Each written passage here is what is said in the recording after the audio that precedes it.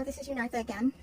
So when I did my gushing review yesterday of Tarot of the Divine, and I'm still gushing, make no mistake, I just want to offer that I was so woefully ignorant in my offhand. I went into it completely blind.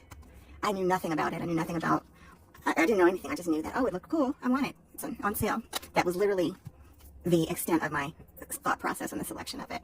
So when I unboxed it and everything, I had no idea of what it was actually about. But what it is actually about is, as it says, inspired by deities, folklore, and fairy tales from around the world. I thought it was just fairy tales. So I was looking at it through that lens, and of course I wasn't getting most of it because only a few of them are about fairy tales. Some of them are about deities from cultures around the world, and others are about folklore from cultures all across the globe. So a lot of countries and traditions were represented, and some of them I didn't realize I was familiar with. Some I had never heard of in my life, but I have found it all a brilliant application of the layout of these cards. So I'm going to do a card of the day, but I'm going to read from this. I went through every single card yesterday and looked through the guide, and I learned a lot, and I am even more excited than I was yesterday. So let's do a quick card of the day, and then we're going to read from the card of the day, and then maybe I'll have some other impression of it than that. But I mean, I'm really enjoying this. It's helping me learn tarot in a cool and new way. So I think I'm going to go through it every day and absorb and learn, because the perspective that it offers, just the images that it calls to mind, and I see in such a fresher perspective, which is sorely needed, because you can get in a rut and develop like a lazy shorthand for how you read instead of really tuning in. So that's my goal. Okay, card of the day. Quickly.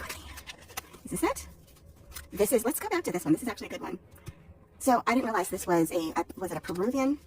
This is called the Condor and the Condor's wife or something like that. Let's go to 4 coins. Coins. Here it is. Condor's wife, Peru. The 4 of coins represents greed and an unwillingness to open up or share. Condor covers his wife, who does not like his lifestyle or living with him. He recognizes her unhappiness, but is unwilling to make changes or set her free. So the hoarder that I saw, it wasn't her hoarding or protecting, it was the condor, which I thought of as like just a symbol of something. No, the condor, and I can look at it with the card. So here's the condor.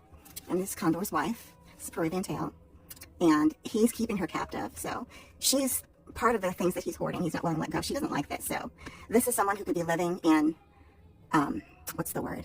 Who could be living in alignment with ease and purpose of her own, but she's being forced to submit to the whims of the condor, and he keeps her bound up and bound in. I wonder what these flowers might mean. That is something that I'm going to look into more. But this is about an ungenerosity of spirit and holding on to, what is a gift, and trying to control instead of generosity of spirit. It's a miserliness of spirit, a lack of trust, and it causes suffering for others. And you may not intend it that way, but that is the impact that it has on others. So let's focus today on generosity of spirit and letting people be who and where they want to be.